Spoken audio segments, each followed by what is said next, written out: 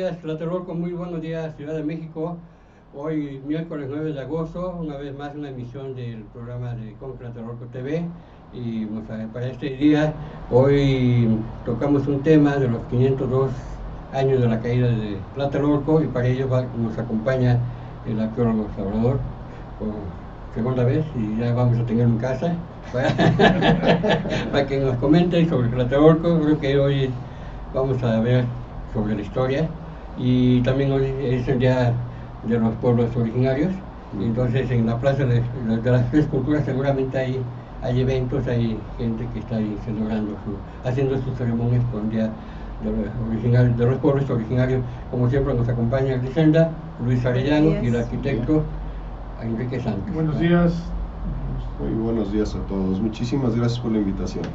Bueno, antes que nada, antes de empezar, entrar en tema que es apasionante e interesante, no solamente para los tlatelolcas, sino para la gente que le gusta la historia de México, el origen de México, que es historia internacionalmente conocido, bueno, y poca gente o mucha estamos metidos en el tema. Yo quisiera preguntarle primero, y ahora sí que se presente, que usted diga quién es Salvador. Sí, porque en vez de tiene tanta información, tanto trabajo que ha hecho, y bueno, lo importante me gustaría saber.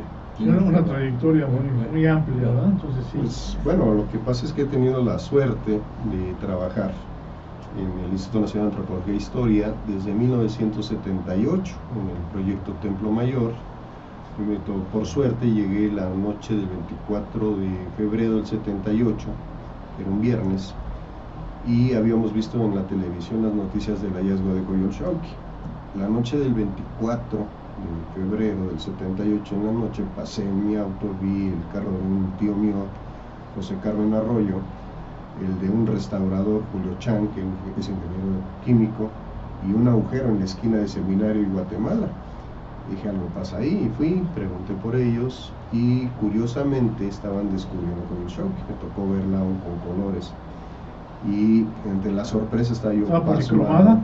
Había restos de color, sí, y estaba yo pasmado contemplando lo que hacían, y el arqueólogo más viejillo de todos, don Francisco González Rubio, me dijo, oye Greñas, por favor, en esa cubeta ve que las piececitas de oro que se me fueron, déjamelas en la mesa de ahí arriba del museo. Entonces yo así medio aturdido volteé, y con la mirada me dice mi tío, sí, pues me quedé. Y sigo. Y aquí seguimos. Tuvimos la suerte que Eduardo Matos me dejara entrar primero a restauración, después me cambió de asistente de fotografía, posteriormente de fotógrafo responsable. Ya para septiembre del 78 estaba yo responsable de la fotografía del proyecto. En 80 tomé el curso de fotografía profesional con Osterman, Manuel Álvarez Bravo y otros. Afortunadamente pudimos desarrollarnos, supongo que en beneficio del registro arqueológico. Gran fotógrafo Álvarez Bravo, ¿no? Y en el 86, para esto yo tuve que pedir un permiso en la escuela de antropología. Dejé química y me puse a estudiar arqueología, y en el 80 ya no pude asistir a la escuela. La escuela la cambiaron del Museo de Antropología a Cucuilco. Había que estar en el proyecto de 8 de la mañana a no sé qué horas teníamos que salir, era muy intenso el trabajo, pero conseguí un permiso, una temporada que fue cortito, fueron 5 años los que no fui a clases, y regresé en el 86 cuando Eduardo me propuso que iniciáramos un proyecto en Tlatelolco. Entonces, del 85 al 86 terminamos la currícula que faltaba para la pasantía. En el 87 iniciamos ya los trabajos, el 13 de octubre del 87 en Tlatelolco, y seguimos hasta la fecha. Hombre, se dice pronto, pero del 78 a la fecha, ¿cuántos son? 36 años. Vamos a cumplir 37 años. 37 años. Ya es Tlatelolco, Totalmente. 37 años. No puedo negarlo. Sí, porque luego dicen, no, es que yo no, pero 37 años sin saber. No puedo negarlo. ¿Verdad? Y saber más que nosotros de la zona arqueológica. Tengo muy buenos amigos, afortunadamente, en todo el Tlatelolco. No, y muy reconocido por toda la comunidad. Siempre reconocido su andar, su figura, su buena disposición y su profesionalismo. Pues muchas gracias. Bueno, antes, como ya se dijo, un gusto de estar aquí, y doble gusto porque contamos con la presencia de Salvador Guillén, una autoridad eminentemente de Tlatelolco. Y tengo una pregunta precisamente sobre el tema que nos toca hoy abordar, que es los 502 años de la caída de Tlatelolco. Desde el punto de vista arqueológico, ¿hay evidencia de los 93 días de asedio que hubo español, de las luchas, Pues mira, arqueológicamente lo único que te puedo decir fue el arrasamiento de la ciudad. Bernal Díaz del Castillo hace una descripción maravillosa de Tlatelolco, como cruzan de Tenochtitlan, de la calzada de las Gordas, que era de Argentina Allende, a salir al Paseo de la Biznaga, que así se llamó en época colonial, todavía hasta mediados del siglo pasado, se le llamaba el Paseo de la Biznaga, el Jardín de Santiago y demás. Ellos Bernal hace una descripción muy bonita de qué era Tlatelolco, de su enorme pirámide y demás. El asedio, en algunas crónicas hablan de 93 días, en otras de 90, en otros 75, y vamos sacando un promedio precisamente para el evento de los 500 años con el Colegio Nacional, donde Eduardo Matos nos hizo favor de invitarnos, haciendo todo un balance. Consideramos que sí fueron 75, 76 días, de acuerdo a la mayoría de las fuentes, las crónicas históricas, cuando empezó y cuando se cierra este sitio. ¿Cuándo se empieza? Cuando abandona Tenochtitlan, toma Huitzilopochtli, sale corriendo por esta calzada de las Gordas, que es lo que hay de Argentina, repito, a cruzar la lagunilla hacia Tlatelolco, y va a refugiar en Amachac. Cuauhtémoc va a refugiar al Tlaquimiloli, al bulto sagrado de Huitzilopochtli, lo va a refugiar justamente en Amachac, en un Tepozcali, una casa de estudiantes de jóvenes, y él se va al palacio de enfrente a resistir todo lo que podía de este sitio. Alvarado va a llegar por el poniente. García Holguín, si no mal recuerdo, es quien lo captura el 13 de agosto, en la madrugada del 13 de agosto de 1521. Cristóbal de Olid está atacando por el sur, y por el oriente está Cortés en la Conchita, donde había hecho sus aposentos. Se subió al templo de la Conchita para observar qué pasaba, y justamente ahí le entregan a Cuauhtémoc. Ahora, como arqueólogo, lo único que tenemos en Tlatelolco de evidencia es el arrasamiento. Se menciona cómo Alvarado decide empezar a destruir todos los edificios desde Nonualco hasta la puerta poniente de Tlatelolco. El recinto sagrado de Tlatelolco es de 400 metros por lado, como lo mencionan las fuentes para Tenochtitlan, no tan preciso para Tlatelolco, pero esos 400 metros sí se cumplen en Tlatelolco. Lo vemos que están de la iglesia de Santiago, está parada sobre la parte posterior, está construida en lo que sería la parte posterior del gran recinto ceremonial. El convento, que está al sur del templo, también está sobre estas habitaciones, y se extiende cruzando lo que es la calle de Flores Magón hacia la parte sureña, y da vuelta hacia el poniente en la calle que está justo atrás del Triángulo de Relaciones Exteriores. En ese Triángulo de Relaciones Exteriores, ese edificio donde se tramitan pasaportes, Margarita Carballal del 91 al 93 sacó 17 pirámides. Nada más una la pudimos transportar a Tlatelolco, que es un temazcal. Hay un embarcadero que está en la parte posterior, lo protegimos, espero que ahí siga. Un templo dedicado a Quetzalcóatl también, que está en la mera esquina, donde está la parada del Metrobús, el tren trolebús, perdón. Ahí abajo está un templo redondo. Bueno, el resto lo destruyeron para hacer ese edificio, con los famosos muros Milán y demás, y finalmente ya no usaron los espacios y fueron a la Alameda. Bueno, seguimos hacia el poniente, y donde encontramos el templo dedicado a Hecat, abajo de la plaza comercial de Tlatelolco, donde está la empresa de abarrotes, de un cine y demás. Ahí termina. Ahí se ve perfectamente, justo en la ventana arqueológica del Museo de Sitio que logramos hacer del 2014 al 2018, cuando descubrí esa pirámide.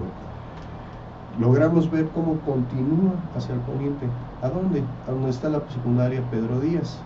Se trasladó del Tecpan a la parte contraria al poniente, destruyeron la parte del Coatepanque, que era la esquina, sí estaba ahí, la registró Paco Rull, le llamaba estructura 12, 13, 14, la quitaron para hacer la secundaria, y dobla hacia el oriente nuevamente. Y cuando ustedes llegan a la Plaza de las Tres Culturas, van a notar toda una serie de estructuras que se repiten, que están abajo de lo que era la clínica del Seguro Social, hasta llegar a la plancha de las Tres Culturas. Toda esa plancha está arriba, por una simple y llana razón. Hay habitaciones con pintura mural hechas de adobe, pisos estucados. Hay una habitación de 2 pisos que le llamó Paco Gutza, edificio Gutza, porque era la empresa contratada para destruir y construir otro edificio ahí y ya no pudieron, ¿no? Gutiérrez y Asociados, ¿no? Ajá, Gutza. Y justamente atrás de la iglesia, si se fijan, hay una fuente arriba, donde está la fachada del TECPAN. La arrancó Mario Pani, Sí, la quita de fachada principal y la pone de fachada secundaria en la iglesia. No me pregunten, en el convento no me pregunten la razón, pero así lo hicieron. Todo eso están arriba, porque ahí está el Coatepec. Entonces el recinto sagrado de Tlatelolco sí tiene 400 metros. Luego, si nos vamos hacia la parte de Flores Magón, hacia el poniente, vamos a ver varios montículos. La calle del Lerdo, donde está la plaza comercial, sigue ¿cómo se llama? Zaragoza, está otra en Guerrero, y en la carta de renuncia de Paco Rull, una carta confidencial que le manda a Eusebio Dávalos, director de Lima, que por cierto él hizo la primera tesis de la ENA, de la Escuela Nacional de Antropología e Historia, y es la deformación craneal de los tlatelolcas. Tomó las muestras de Tlatelolco. La primera tesis de la escuela, hay muchos con deformación. Y la primera tesis de la Escuela Nacional de Antropología e Historia, orgullosamente, es Tlatelolca. Bueno, entonces, él le manda a Paco Rull, a Eusebio, una carta de renuncia confidencial, y le dice que lo que más lamenta es no haber llegado a tiempo a salvar el gran templo de Hécat con sus templos pequeños, con entierros y ofrendas que se llevó la draga en el cruce de Flores Magón y Guerrero. Entonces, ahí tenemos otro. Donde está el cine Tlatelolco, hay otro templo dedicado a Hécat que también reporta Paco Rull, y a nosotros nos ha tocado con el cambio de agua potable, la red hidráulica, con el cambio de cableado eléctrico de la Comisión Federal, descubrir montones de entierros. Quítase el adoquín del piso que está fuera del cine Tlatelolco, saliendo del metro, y lo que van a encontrar ahí son montones de entierros. Nosotros retiramos en un solo momento, en un solo salvamento, 28. ¿Todos de época prehispánica? Prehispánicos. Eso es lo que tenemos de los momentos de lo que deja como evidencia la conquista. Es decir, no tenemos el caballo del conquistador como en Tizatlán, Tlaxcala, que se encontró el cráneo del caballo en el Zompantli. No tenemos nosotros esas evidencias de una espada, un yelmo, algo que nos identificara con ese momento. Recientemente, hace poco, dimos una noticia de que encontramos otra ofrenda y otro templo, pero ya sabíamos que estaba ahí. La Universidad Nacional Autónoma de México pidió un salvamento de hacer 5 pozos alrededor de la torre porque se sigue moviendo, está arrastrando la iglesia y el convento hacia la parte sur. El templo mayor se está rompiendo otra vez por la falta de agua, porque están jalando mucha agua y deteniendo la torre. Entonces volvió a pedir un permiso, se hicieron 5 pozos alrededor y les dijimos, no excaven en donde está la entrada a la torre, al estacionamiento, a la rampa, porque hay una pirámide. No me creyeron. Dijeron, lo queremos ahí es necesario. Bueno, pues lo hacemos, pero hay una pirámide. Habíamos puesto 6 semanas de trabajo y fueron realmente como 10, 12 semanas de trabajo, porque salió la pirámide con un entierro de una mujer, con un feto, con una máscara Tlaloc muy bonita de las piezas de concha, en fin, muchas vasijas, etcétera. Entonces sí hay partes del contacto de Europa, pero por arrasamiento. No tenemos en ningún momento otra evidencia que digamos, sí, aquí fue, ¿no? Vemos el arrasamiento, como arrasan para hacer la nueva ciudad. ¿Y a qué se debe eso? Yo creo que pasa lo siguiente, y lo dije en lo de los 500 años, que Cuauhtémoc toma la decisión de abandonar Tenochtitlán para protegerla. A donde él fuera, con Huitzilopochtli, no eran los 500 o 1500 españoles que venían con Cortés, 1800, 2000, vamos a decir. Todos los aliados, ¿no? Exactamente, los aliados son los que van a atacar realmente al mundo azteca, al mundo mexica. El pueblo a vencer es el mexica. Y los aliados son los que le van a dar, pero hasta con la cubeta. Entonces, por eso se va a Tlatelolco, prefiere. Recordemos que Cuauhtémoc viene de la casa de Tenochtitlan, es de la nobleza de Tenochtitlan, y él se va a refugiar a Tlatelolco porque sabe que al perder lo van a arrasar. ¿no? De ahí el sitio, los 76 o 90 y tantos días que haya durado, pues les quitan el agua, etcétera, ¿no? ¿Qué es lo que sucede cuando ya capturan a Cuauhtémoc? Lo nombran el Tlatoani, el gobernante de la capital de la República de Indios. Hay muchas, Tlaxcala, Michoacán, etcétera. Pero la capital de la República es a Cuauhtémoc. 1523 aparece el primer plano novohispano y es de Cuauhtémoc, en su ordenanza.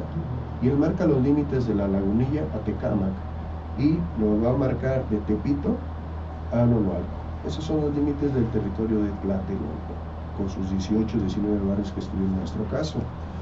Ahí vamos entonces nosotros a comprobar que Cuauhtémoc lo que hace es salvar inmediatamente a toda la nobleza indígena y, ¿por qué no?, a todos los sobrevivientes de este gran holocausto, de este compagimiento. Y como dijo Torres Bodet, ¿no?, Tlatelolco es el crisol, no hubo triunfo ni derrota, es donde se formó el mestizaje mexicano.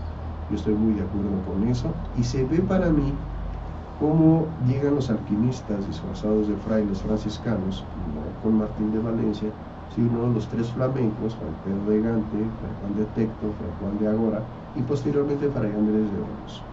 Ellos inician la construcción del Templo de Santiago. Ellos empiezan esa enorme construcción, es un templo completamente alquimista, el convento de varones al sur, panteón al norte, huerta atrás, pero en lugar de huerta tenemos el tianguis, no lo quitaron. El tianguis siguió viviendo. La caja de agua que descubrí en 2002 lo comprueba.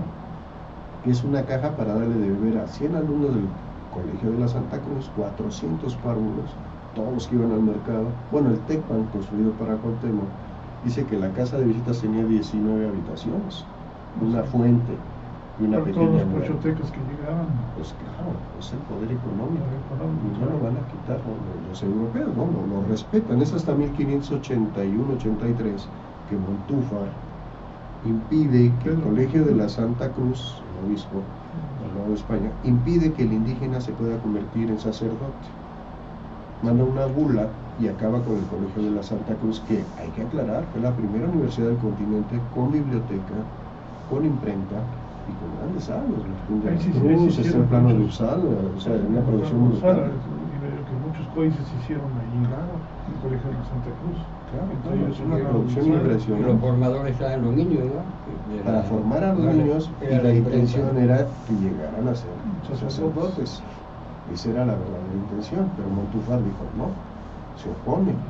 Por eso hasta 1583 hay una carta en el Archivo General de la Nación de un señor que pide permiso de entrar a tierra de indios para que sus animales puedan pastar, y sería lo que es la Colonia Guerrero, del Ejido Norte hacia Tlatelolco. Son los terrenos que pide él. De hecho, cuando yo empecé a trabajar Tlatelolco había un mito de donde estaba la china que cocinaba unos sopes maravillosos en las mañanas. Había un túnel de la iglesia hasta esa casa, donde ahora dan clases de karate, a un lado de la Esperanza, que había un túnel y que era la casa del cura, y de ahí estaban las mujeres del cura. Eso me decían. Las sobrinas. No, las mujeres del cura. A mí, la china me dijo que eran las mujeres del cura. No se obligan ni a alguien. A cada quien, ¿no? El tema es de que había un túnel y que en algunos momentos en ese patio se sentía mucho aire. Yo digo que era un drenaje colonial, pero bueno. Oye, no hemos encontrado esa perdón, evidencia. que te interrumpa, volviendo a la pregunta que hizo Luis muy acertadamente, entonces no hay un fundamento para lo que se dice que en Tlatelolco en los últimos días de la resistencia eran la mayoría de mujeres y adolescentes. O sea, no hay un fundamento. Las crónicas nada más, o sea, la arqueología vivimos de materiales, de objetos materiales, ¿no? Y su distribución en el espacio. Eso que lo dice, porque mejor yo he leído la historia de la conquista de la Nueva España y de la Nueva del Castillo, y algunas cartas de relación de Hernán Cortés, y no lo mencionan. Pero sí, eso es, no han estado, es un tema que se ha Lo menciona Durán. Tenemos la famosa crónica X que hemos encontrado y cuya estructura nos permite ver que Durán, Acosta, muchos cronistas de aquel siglo XVI retomaron esta crónica de la conquista, esta crónica del siglo XVI, la crónica X, que menciona mucho a Robert Barlow, que es quien lo menciona. Robert Barlow nos deja una historia en 8 tomos de Tlatelolco maravillosa. recomendable. Eduardo Matos, Paco Rulo han publicado Tlatelolco a través de los tiempos, que viene de la Academia, obviamente del Colegio Nacional, de la Academia de la Historia. Y tenemos documentos maravillosos que se reunieron. Robert Barlow viene de San Francisco, y curiosamente ahí es donde está la biblioteca del Colegio de la Santa Cruz. ¿Cómo llegó hasta allá? Sí, cuando en la Guerra de Reforma, en 1850-60, cuando Juárez cierran la iglesia de Tlatelolco, curiosamente todo su archivo apareció en Santa Ana, en la Santa Anita, sí, en Santa Anita, cerca de Tepito, ¿no? Y que alguien me explique cómo llegó el resto con la marca de agua de la imprenta de Tlatelolco, del Colegio de la Santa Cruz, cómo llegó a San Francisco, Estados Unidos. ¿Alguien se la llevó? No, Barlow la estudió allá, y él encuentra allá, y él se viene con toda la documentación a México. Era un gran compañero de estudios de Antonieta Espejo. Recientemente en la conferencia de Antonieta me llevé muchas sorpresas, como en 1940 están estudiando con García Granados Historia Antigua de México, Barlow y Antonieta. Imagínate una mujer de 42 años estudiando arqueología. Maravilloso, es algo maravilloso. Pero bueno, una evidencia contundente que yo haya encontrado, no encontramos, salvo la arquitectura. Lo que sí puedo decirles es que Tlatelolco fue el lugar donde se planeó lo que es el México contemporáneo. O sea, ahí fueron, no vamos a pelear, vamos a aceptar el nuevo modelo, y ahí se construyó la primera universidad para indígenas. Ya que lo hayan impedido más adelante es otra historia. Sí, pero ahí se planeó precisamente el mestizaje. Sí, porque después se vino en decadencia del Colegio de la Santa Cruz, ya no dejaron que floreciera. En un momento, creo que no fueron 50 años. Bueno, hasta 1583, pero en 1650 se le llama Colegio de San Capistrán, San Buenaventura. Hay un intento de volverlo a surgir, se dan cuenta de que la población se está dispersando, se está atomizando, se está replegando al Valle del Mezquital precisamente. Nada más vamos a seguir la trayectoria de Santiago en cuántas iglesias tiene nuestra República Mexicana, y te vas a ir dando cuenta cómo se va replegando la gente ante la presión del capitalista, ¿no? El que está controlando la economía, el poder político, el poder religioso, pues está oprimiendo a aquel que no comparte con él sus ideas, y el repliegue se da tremendo. Yo vivo en Santiago Tecozautla, por ejemplo, yo ya veo a las ceremonias de las mayordomías. Cuando yo llegué a Tlatelolco había mayordomías, había 2 o 3, todavía se llevaban con la tradición de San Sebastián de Aparicio a bendecir animales el 5 y 6 de enero. Sí, todavía en el 87. En el 78 Matos me mandó por primera vez a hacer un inventario de fotografía del Tlatelolco, y lo hice, y me llamó la atención eso de bendecir los animalitos en la puerta poniente. Cuando llegué en el 87 todavía había gente ahí, y me decía un señor de Ixtapalapa que llevaba en silla de ruedas, que no puedo recordar cómo se llama, le pone su penachita, que él era de las mayordomías por sus padres. Pero bueno, todo eso se ha ido perdiendo, desgraciadamente. Pero tampoco hay nada documentado de eso. En Tlatelolco no, yo no tuve oportunidad más que fotografía. Yo lo que he hecho es, cada ceremonia que tenemos, he tratado de hablar con los mayordomos, precisamente, que vienen, y se les permite el acceso a unas 6 personas a dejar ofrendas en la zona chica, en el área jardinada, no a los monumentos porque están muy lastimados, y hacen sus ceremonias en el entorno. Sí, lo hemos logrado compaginar mucho. Lo que ya no dejamos es subir a monumentos, que los respeten en su tiempo, en su momento, ¿verdad? Y pues la contracción en el sistema para nosotros ha sido muy fuerte. Mantener a los edificios es bastante complicado, pero bueno, ahí lo tenemos afortunadamente. Hay un plan de manejo que está dando resultados. Entonces la población se fue atomizando, se va replegando, se va a la provincia, donde pueden conservar sus tradiciones. Mencionaba yo ahorita en Tecozautla, como todavía tenemos esas mayordomías, como se hace todo el trabajo de barrios, el tequio cada fin de semana, se hace toda la parte del tequio, el trabajo, y es muy bonito porque ahí sí se ve la integración de la comunidad. Mucha comunidad, dicen, he leído en algunas partes que la parcialidad de los indios de Tlatelolco que estaban en el Tepa les dieron tierras en San Juan de Aragón, y las iban a cultivar. Bueno, la historia del mexique es un poquito brusca.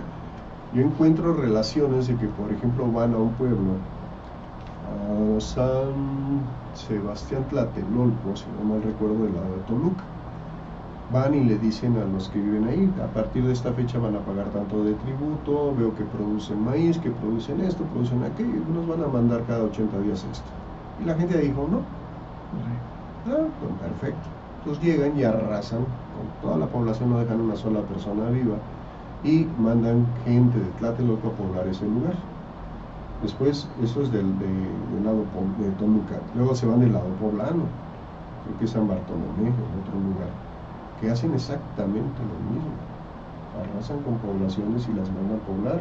Era tan bárbaro el Tlatelolco, que conocía tan bien todos los caminos, que hay una crónica que el señor de Atitlán es atacado por mercenarios tlatelolcas, que el vecino, otro maya, contrató a los tlatelolcas para convencerlo de que ya no tuvieran guerra entre ellos. Llegaron los de Tlatelolco y pues lo pusieron quieto al señor de Atitlán en Guatemala, imagínate. En Guatemala. Están con un movimiento tremendo, son grandes mercenarios, son grandes conocedores del comercio, y lo vemos. Manejan los idiomas, manejan las costumbres, los atavíos, dicen cómo se vestían a la usanza de los lugares que ellos visitaban. Eso nos dicen todas las crónicas. Entonces sí, el Tlatelolco es algo especial, de que debió haberse metido por todos lados, sí lo hizo. Salvador, también me gustaría que comentaras una de tus últimas investigaciones importantes, la de la arqueóloga Álvaro, ¿cómo se llama? Se me fue. La primera investigadora que Antonieta Espejo. Antonieta. Sí. Sí, por favor. Bueno, Antonieta estudia en 1940 la carrera de arqueología. Como lo mencioné, García Granos fue su profesor. Conoce a Pablo Martínez del Río, que era director de la Escuela Nacional de Antropología del 44 en adelante, cuando se inventó era del Politécnico la carrera de arqueología, se estudiaba en biología en el Poli, y del Poli, cuando Cárdenas crea el INA, empieza a crear la Escuela de Antropología, y el director va a ser Pablo Martínez del Río. Ahí se conocen, ahí conoció a Robert Barlow, y cuenta en una carta que publica en un homenaje precisamente a don Pablo Martínez del Río, Antonieta Espejo. Ella cuenta que en abril de 1944 Robert Barlow va y la busca al Museo de Antropología donde ella trabaja, que imagino que es el Museo de las Culturas en la calle de Moneda. Entonces llega y le platica que están abriendo en el Paseo de la Biznaga grandes fosas y que hay que ir a ver porque por fin van a cumplir su sueño de estudiar la cerámica de los mexicas, y van a Tlatelolco y empiezan a recoger cosas. ¿El Paseo de la Biznaga es donde está el Parque de Santiago? Sí, se llamaba así, viniendo de la calle de Lerdo, entrando atrás del museo, del mercado que tenemos ahí en La Guerrero. ¿Martínez Martínez? ¿Cuál? Martínez de la Torre. El Martínez de la Torre, ahí empezaba en un caminito, pasaba por lo que era Flores Magón, se unía ahí y entraba a un lado de la iglesia, donde estaban los trenes de estos borrachitos, el tren pulquero.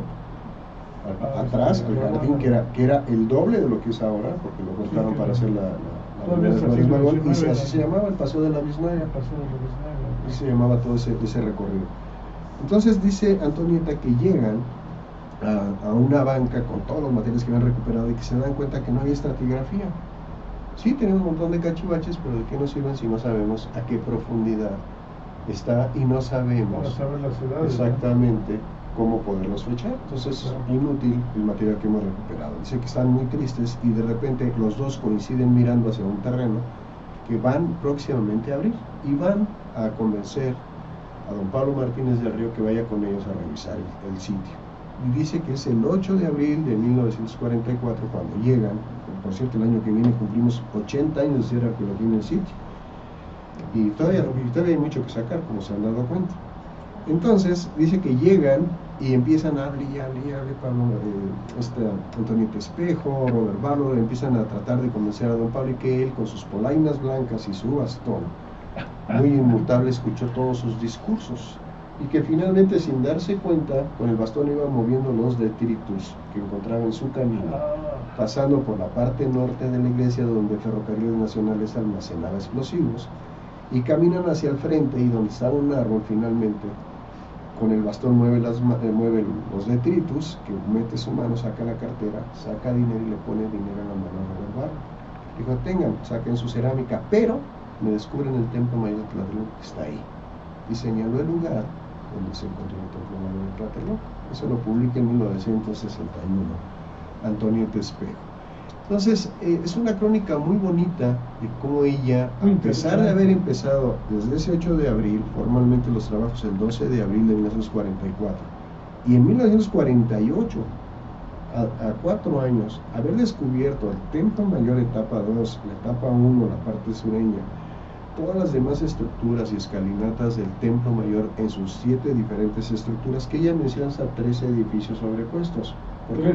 Sí, porque son las escaleras, y algunas nada más agregaban escalera, no era la pirámide completa. No se hacía completa la pirámide. Exacto, nada más era la parte frontal, por las imposiciones de los Tenochcas. Para que no se vea más que el templo de... Lo que pasa es que en Tlatelolco la etapa 2 es doble, tenemos todas escalinatas, Tlaloc, Huitzilopochtli. Pero a partir de ahí, la 3, 4, 5 y 6 es una sola escalinata, es un solo dios el que está ahí arriba, Tezcatlipoca-Nea. Pero en la 6A, nuevamente desde abajo tenemos templo doble. ¿Qué es lo que tenemos? Que matan a Moquihuitl y Sacsayhuamán, mandan volver a construir el templo de Tlatelolco, pero ya doble, con Tlaloc, Huitzilopochtli nuevamente. Llega Cuauhtémoc, se hace la etapa 7, otra vez se ve una sola escalera, y se tapa inmediatamente y se hace un templo doble cuando llega Cuauhtémoc, que es la etapa 7A, que es la que describe Bernaldez del Castillo, que es la que vio, la de los 114 escalones. Entonces, ese es lo que tenemos, un templo que va a estar representando a quien funciona. Cuando tenemos templo doble, es el dominador, Tenochtitlan, ¿no? Cuando tenemos un templo dedicado a un solo Dios, pues es eso. Antonieta lo descubre en 4 años. Después, en 1950 en el 45, Pablo Martínez del Río y ella piden al director del INAH, que era Ignacio Marquina, que pide el convento para el Museo de Sitio. Y el presidente en turno, Lucas Alamán, es quien da la carta en la cual confirma que el convento es parte del INAH para su museo. Pero bueno, viene el 68azo y lo dan en comodato a Relaciones Exteriores. Ahí seguimos creyendo que algún día va a regresar al INAH. Bueno, esperemos, porque tenemos una colección muy grande. Justamente hay 2 hallazgos importantes, que es la ofrenda de Areli, en la entrada de la Torre de Relaciones, que acabo de descubrir, y un compañero, Juan Carlos Varela, descubrió hace poco un complejo teotihuacano, y toda la colección, ayer estuvo con nosotros en Tlatelolco, dijo, pues aquí es un lugar digno para que la tengan, ¿no? Tenemos materiales muy, muy buenos con él, que esperemos pronto ya vayan a llegar allá. Es un buen museo. Entonces sí, tenemos mucho material, yo creo ya más de 8.000, 10.000 piezas. Paola Silva y Luna Villegas nos ayudan en toda la sistematización, Panerlaue, en fin. Ahorita tenemos un equipo de más de 15 personas trabajando en un solo edificio. Vamos a poner la cubierta, vamos a tratar de terminar ya la investigación este año, esperamos que así sea, de lo que serían unas casas negras, probablemente dedicadas al culto de Tezcatlipoca. Hay mucho trabajo, mucho. Y Antonieta, bueno, pues repito, el próximo año hay que celebrarla. Sí. A veces siguen descubriendo, hacen las cosas, y es una zona muy amplia, como dices, hasta la Guerrero y hasta la avenida Guerrero y Flores Morón. Por muchos lados, ahí están los montículos. Ha habido una enorme pérdida de agua en todo lo que es la Ciudad de México. Tlatelolco, uno de sus nombres es Xaltiloli. Todos los montículos que ven en la calle de Flores Magón son pirámides. ¿Por qué? Porque como era un montículo de arena y está bajando el agua, pues está aplanando. Y donde teníamos montículos, pequeños islotes, son las partes altas, es donde se arrasó todo lo prehispánico, y donde se hundió es donde se han salvado las pirámides. El caso del templo de la plaza comercial, lo que pasa hacia el norte, el templo que acabo de describir en la entrada de Relaciones Exteriores, y así, ¿no? Donde se ha hundido es donde se ha salvado. Hay uno en La Pega, ¿no? Jardín La Pega.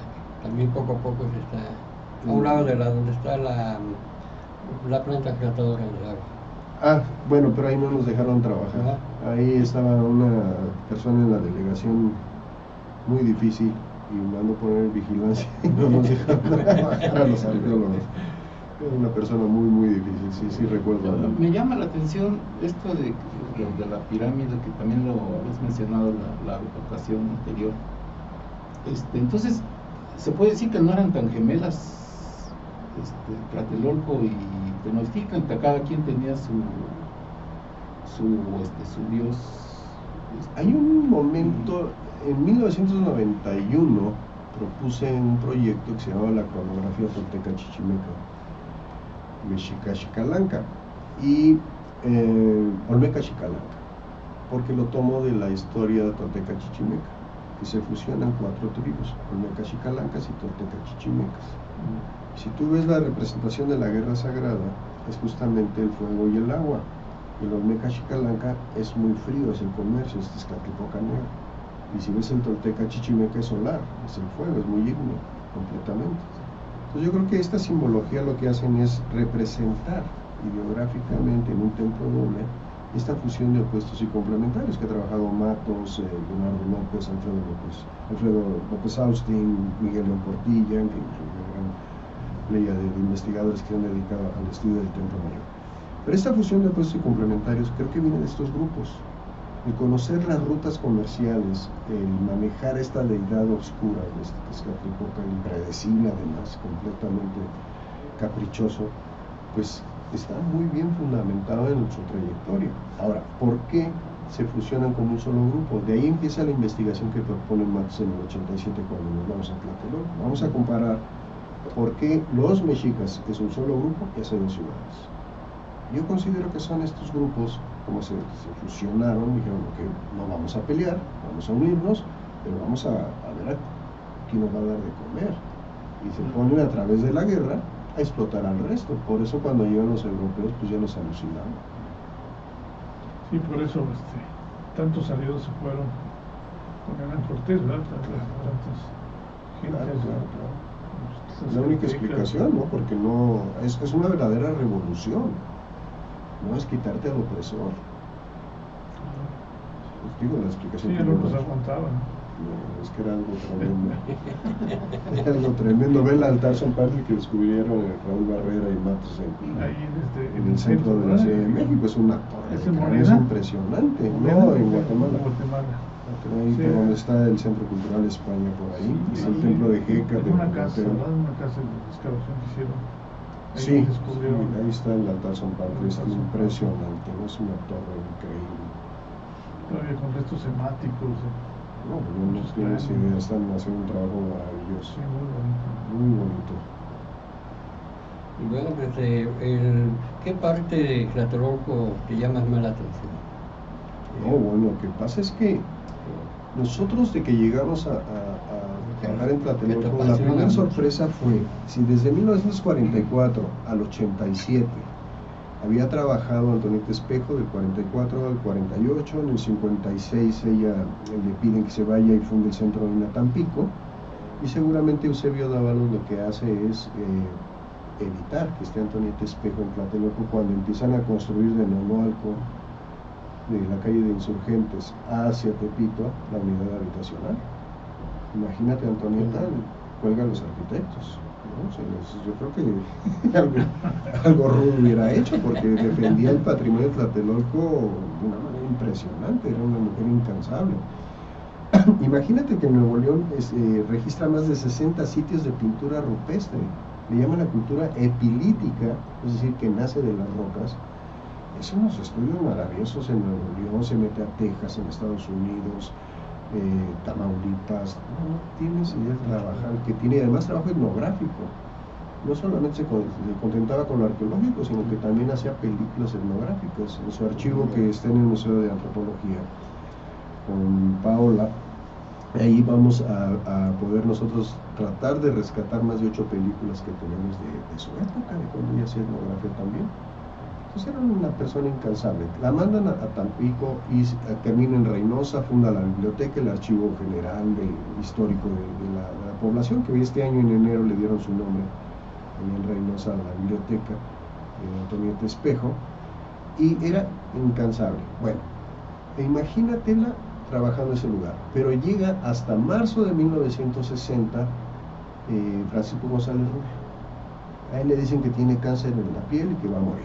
Entonces que no le puede dar el sol, no puede seguir haciendo arqueología en el desierto, en las minas, etcétera. Y pues escoge Tlatelolco y se va a trabajar a Tlatelolco. Y bueno, lo que hace Paco Rull es precisamente del eje de Guerrero, donde dice que no puede salvar el templo de Hécate, hasta llegar a Tepito, es salvar todo lo que puede.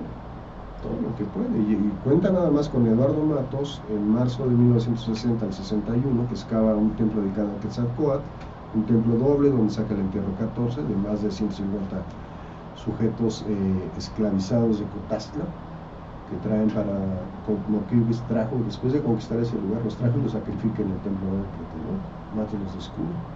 Y la tesis doctoral la hace Carmen Pillón con ese estudio.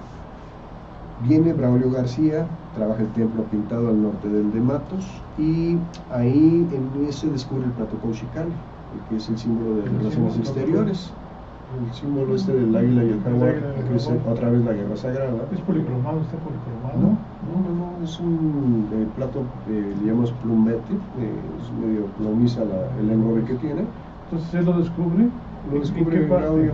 Justo en una esquina, viendo la pirámide de frente hacia el poniente, el templo mayor hacia el poniente, en la esquina del lado izquierdo hacia el templo mayor. Ahí estaba el platito. Un plano publicado en los anales de estaba completo, ¿no? Completito. Le llama mañosamente plato Cauchicali, que es vaso de águilas, que es donde se ponían los corazones de los sacrificados. Entonces les da ese enorme valor al plato para todos los problemas que había con los arquitectos. Es una jugada estratégica muy bonita. Mandan a Chávez Morado a hacer la reconstrucción, remodelación de la iglesia, quita todo el piso de duela, sacan cantidad de entierros, no sé si de curas, de monjas, no sé, sacan montones de entierros. Lo único que tengo son como 8 fotos de Paco Rull, porque no lo dejaban entrar. Saca esas fotografías, cambia todo el piso, mete mármol, los ojos de luz del templo los convierte con un cristal soplado azulado, dándole de espejos de obsidiana. Chávez Morado, José Chávez Morado. Él es el que hace esa remodelación del mármol, traído de Italia, por cierto. Y que ahora se está cayendo. Carrara, ¿no? Que está en la torre. El mismo, que ya están viendo cómo quitar eso y poner plástico, porque se está moviendo horrible. Y bueno, también esto de toda la historia, lo que se comenta, no estaba la ley tan fuerte, lo que se fue creando la ley. La ley va evolucionando hasta el 72, pero hay gente muy valiosa en Tlatelolco. Está Carlos Flores Marini, el mismo Matos, como en los años 60, empiezan a luchar por el patrimonio, empiezan a hacer ver la necesidad de crear la Dirección de Salvamento Arqueológico. Y tenemos dos modalidades, rescate y salvamento. El rescate es cuando ya el arquitecto va con las piezas en el camión, ¿no? Y se las tenemos que quitar, son del país, son del pueblo mexicano. Y el salvamento es prevenir, es decir, a ver, lo que acaba de pasar ahorita con el Centro Cultural Universitario. Oye, vamos a excavar estos 5 lugares. A ver, aquí no, porque hay una pirámide. No, sí quiero que abra. Ah, bueno, abrimos, mira, ahí está la pirámide. ¿Y cómo puedo perforar? Vas a perforar hasta acá, lejos del monumento, lejos de lo que puedas dañar, lo vamos a proteger. Metemos un material que es geotextil, neoprenos. Hay ahora una nueva película que resiste mucho el tiempo, es una cápsula de tiempo que permite conservar en su ambiente lo que estamos encontrando. ¿Con eso se envuelve? Con eso protegemos, sí. Con eso protegemos lo que no vamos a retirar, principalmente edificios. Recientemente en la Escuela de Restauración di una charla y tenemos más de 100 edificios identificados en el subsuelo de Tlatelolco. ¿Más de 100? Sí. Por ejemplo, a la esquina donde das vuelta de Flores Magón a la derecha al eje central, hay una cartela del Centro Cultural Tlatelolco. Sí. Abajo hay una pirámide redonda o un altar redondo. No sé, porque nada más descubrimos la parte de arriba, sacamos todos los entierros de niños y lo volvió a tapar. Dije, señores, aquí no pueden poner sus zapatas de pilotaje para detener esa cartelera. Entonces abrimos todo el espacio donde abrieron, donde se pudo, se pusieron los zapatitos y lo demás lo cerramos. Ya no pude saber si es otro complejo de Dios del Viento, que pues como lo he mencionado, tenemos 7 edificios en Tlatelolco, ¿no? Entonces dimos esa charla porque le llamamos a la reunión de investigadores el patrimonio en peligro, y es el desarrollo urbanístico. Por ejemplo, esto de que están haciendo condominios por todos lados. Sí. En esta calle de Galeana, que sube a Calle de la Luna, donde está la Plaza de Los Ángeles, hace muchos años, mis hijos eran pequeñitos y pasábamos por ahí. Un día le dije a mi mujer, mira, vengan a ver, todavía no está ahí en Tlatelolco, vengan a ver, toda la calle llena de malacates y pedacitos de acero y demás. Aquí era un barrio muy importante de Tlatelolco, se volvió a tapar. Después me enteré que había una arqueóloga, Salvamento, no recuerdo el nombre, que fue la responsable de esos materiales. Finalmente nos están llegando a Tlatelolco porque hemos hecho una ceravoteca bastante decente donde pueden ver todos los compañeros muestrarios de más de 30 proyectos que hemos desarrollado. Entonces, esa parte de la Colonia Guerrero era también, yo creo que había población Tlatelolco, ¿eh? Sí, es el barrio de Tenantitech. Tenantitech. Me imagino que también San Simón, ¿no? Esa parte de San Simón. La iglesia de San Simón también tiene lo suyo, que es muy bonita porque tienen en su fachada petroglifos prehispánicos, a la usanza de Tenayuca, igualito que en Tenayuca. Tlatelolco también los tiene, pero están al revés, están metidos hacia el interior de la pared, nada más se ve la parte de atrás de la escultura. Y en el ábside van a ver la cara de un xolotl o de un tlaloc. Para mí es un xolotl, tiene la boca descarnada. Está justo en el ábside de la iglesia, está a la vista de todo el mundo. Esa pieza ya la íbamos a quitar. Hace más de 15 años descubrimos que alguien le estaba tallando y quitando la mezcla a la piedra. Para llevárselo. Entonces me asomo y en la parte de arriba hay otro glifo, y en la parte del lado izquierdo hay otro glifo, es decir, la piedra está tallada por varios lados. Ya, caray, voy a pedirle al instituto que me autorice a sacarla. Empecé a hacer el trámite, lo comenté con varias gente, hablé con el cura, hablé con la gente de la delegación, y la sorpresa fue muy bonita porque después de que hice todo ese tramiterío, llegué y le habían puesto cemento por todos lados. Es decir, dijeron, no te la llevas sin decirme nada. Le metieron cemento y no se la llevan. Y hay una persona que le lleva flores. Justo atrás dice Diego, está al revés. Pero está la imagen de la Virgen de Guadalupe. Sí, le he visto ese Diego al revés. Pues abajo está el xolotl, ahí está la escultura prehispánica. Tenemos en la fachada norte, abajo del emblema es un ser, es un dios, que tiene que ver con la entrada al inframundo. Por eso tiene la boca descarnada, Atlantecutli. Bueno, en la fachada norte, donde está el escudo de Cuauhtémoc, que es el águila, que por cierto tiene un año que se le cayó en la cabeza, hemos pedido que nos la regrese el cura para que la instale, ahorita que está restaurando el edificio, que intervenga la conservación personal de María del Carmen Castro, pero pues no hemos tenido éxito. Esa cabeza de águila se cayó. El águila tiene las garras en un escudo con los 5 estigmas de San Francisco, hay flechas y macanas, que es exactamente el escudo de Cuauhtémoc en el plano de la ordenanza de nuestro señor Cuauhtémoc. Está en la fachada norte. Pues abajo van a ver varios glifos, los tienes que leer de derecha a izquierda y de abajo para arriba, o poner un espejo y lo puedes leer. Y hay un conejito con una granada ahí al lado que nos habla de cómo el primer intento de iglesia de hacia 1524-1527 ya se habla del primer templo y que los curas vivían arriba por miedo a ser atacados. Entonces sí tenemos datos de cómo inmediatamente, de 1521 a 1524 ya tienes la primera iglesia de todo el continente americano. Bueno, la segunda por lo de la Veracruz, ¿no? Pero en la capital de México el primer templo católico es Tlatelolco. Y ese tema de los saqueos es muy fuerte en Tlatelolco, que como ha pasado que, bueno, ahorita se me viene lo de San Simón, creo que también la iglesia han tratado de quitar piezas, ¿no? Bueno, de San Simón a mí no me ha llegado nada, me ha llegado temas de la plaza que le llaman Puerta Norte, o Puerto Tlatelolco, que está en el eje 2 norte. Ahí sí un día llegaron corriendo unas mujeres, unas jóvenes, a pedirme en el Tecuan que fuéramos rápido porque estaban llevando un enorme caracol, una rana, perdón, era una tortuga muy grande, que tenía policromía y que ellas vieron que era prehispánica. Entonces llegamos y obviamente la policía de las constructoras me sacaron más rápido que cuento, no me permitieron entrar, y probablemente como lo marca Paco Rull, ahí estaba la consolidada que trabajó Robert Weiklaner, que hizo una enorme colección arqueológica, le compraba piezas a todo el mundo, a los borrachitos, a los niños. Era eso de los pulqueros, el tren del pulque era, de la aduana del pulque, era algo tremendo en Tlatelolco, ¿no? Era pavoroso, ahí se filmaron los olvidados. Sí, ahí se filmaron los olvidados. Así, para que se den una idea de cómo era esto, ¿no? Los triperos famosos, le llamaban triperos porque se amarraban el pantalón con una tripa. Le hacían un hoyo al barril del pulque y con eso se emborrachaban, se emborrachaban gratis. Entonces, era tremendo. Y Robert Weiklaner, él va a comprar un montón de piezas. Y un día dice, voy a estudiar arqueología, se va a la escuela de antropología justo con Antonieta Espejo y dice, no, la arqueología puede esperar 100 años, la etnología no. Y se va a Tasquillo, por ahí del Mezquital, en búsqueda del Santiago. Se va atrás de ellos a estudiar esto, y la colección se la regaló al TEC de Monterrey.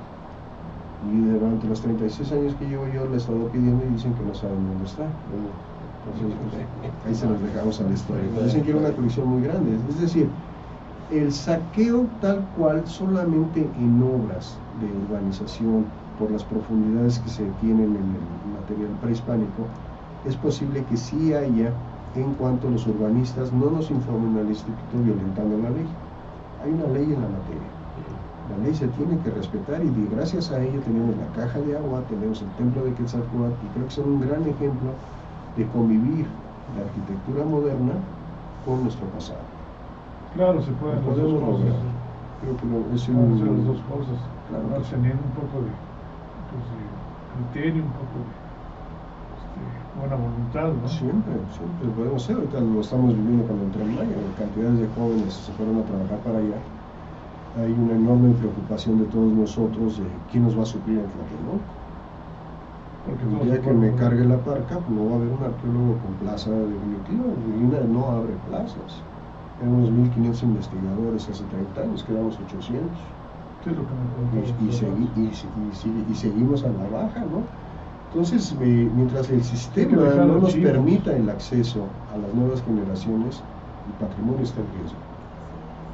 Pues eso es, creo, independientemente del saqueo, que la forma que tenemos que implementar como sociedad es justamente que la escuela siga con otro gran impulso. Se cerraron muchas materias en la escuela de antropología por falta de presupuesto. Tenemos que darle impulso a la ciencia, al arte, a la cultura, y abrir y expandir nuestro sistema para que los jóvenes tengan acceso. La única manera de salvar nuestro patrimonio. Y esa parte interesante que hicieron el curso de verano de los niños que empiezan a conocer lo que es. Estos talleres los inventó la maestra Lía Díaz Mercado en el Museo del Templo Mayor. Ella experimentó que los niños hicieran lo que hace el arqueólogo a manera de ensayo, y bueno, pues han funcionado 25 años. Ese tipo de talleres desde el Templo Mayor. Cuando llegamos a Tlatelolco nos volvió a ayudar, ella se retiró en el 2000, pero bueno, ahí siguen, ¿no? Ahorita Edwina, Paola y los demás compañeros, Susana Padilla, que es una gran compañera de difusión, ella es la divulgadora, pues le damos lo más que se pueda a los niños, lo más que se pueda. Es una formación a largo plazo, ¿no? Una conciencia, pues sí, pero memorias, pero ante la yo situación siempre que los veo ahí les digo, están a tiempo, corrijan muchachos,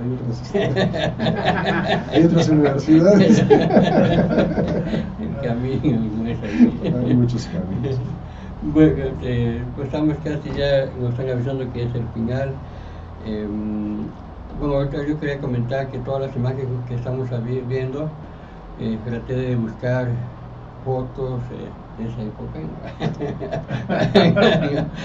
Todas esas imágenes son del, ¿cómo se llama? Inteligencia artificial, tratando de que se pegara. Traté de poner ahí de Cuauhtémoc en Tlatelolco, con la lucha, y me salía una imagen con un caballo, ¿no? Fijando, pues Cuauhtémoc un caballo. Está el biomo de la conquista. Ya. Ese es muy bonito. Hay otro en el castillo de Chapultepec. Son dos biomos, el de las nobles ciudades de México de 1500. Sí, está en el Franz Mayer, el biombo de la conquista. Está el de la noble ciudad de México en el castillo de Chapultepec. Y ahí están plasmadas las guerras, ¿no? Una cosa muy, muy bonitas. Unas imágenes muy fuertes en algunos casos. Hasta parece un Jerónimo Bosch en algunos momentos, los cortados a la mitad, como el retablo de Santiago. Está increíble que está luchando contra un guerrero jaguar cortado a la mitad. Ahí se ven las piernas como la agarran otro guerrero jaguar, ¿no? Sí. Pues bueno, yo creo que es una parte de la historia de Tlatelolco. 37 años, creo que Ahí andamos. ahí conoces bastante. Pues queda muchísimas sí. cosas por saber, es súper interesante y ojalá a las nuevas generaciones, como decías, a los jóvenes les interese esto porque, pues, para que agarren de estafeta. Así es. Así es. Bueno, antes que nos despedamos, tenemos un anuncio o aviso de los servicios funerales morales, que vamos a trabajar con ellos con el tema de los adultos mayores, y bueno, esperemos que bueno, servicios funerales está al servicio de Tlatelolco y de la gente que lo necesite, ¿verdad? Para allá vamos. Porque para allá vamos. Mejor les espantamos los opilotes. Sí. Entonces, bueno, a ver si ponen el anuncio, a ver si aparece, a ver quién. Y bueno, no sé si algo más pudiera. No, les agradezco muchísimo el tiempo, de verdad, el interés, y en cuanto necesiten mayor información, aquí estaremos. Me faltó Los agradecidos somos preguntarte nosotros. lo del viernes, perdón, el evento que tienen el viernes en el TECPA. Sí, tienen un evento de arte culinario que va a estar organizando Edwina y familia, todo el equipo. Y ahí hablan de cómo el alimento en tiempos de guerra, ¿no? Sí, de cómo se menciona en las crónicas qué es lo que se comía. Yo creo que eso en otra semana, en otro tema, un día tocamos ese tema, si nos dice, Pero con ellas, sí, porque hicieron una gran investigación y merecen el tiempo. perfecto, con el Eduardo están, Sí, hicieron que una vengan gran aquí. investigación para llegar al viernes precisamente a presentar este evento. Están invitados, todo el mundo Todo al el mundo viernes. está invitado. Es a las 6 de la tarde. 6 de la tarde en el TEC. En el TECPA, que está en Reforma y Problema, Así para es. la gente que nos está viendo, nos lo ubica en TECPA, Así que además que es interesante conocer TECPA, ¿no? Ah, claro, está el Ok. recinto homenaje al Cuauhtémoc. Sí. Bueno, pues algo más. No, pues muchas gracias, fue muy interesante el tema, la verdad yo me voy bien nutrida de esto y sí me gustaría aprender más. Bueno, gusto. Sí. Muchas gracias. Gracias, Luis. No, yo creo que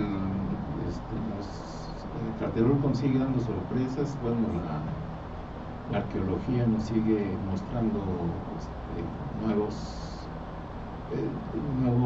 cómo se va modificando todo lo que hasta ahorita habíamos creído, ¿no? Porque la verdad es que se está rompiendo muchos paradigmas, y qué bueno que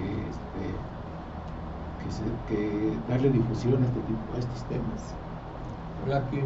Pues muchísimas gracias y pues, con el ansia y el deseo de seguir escuchando y aprendiendo.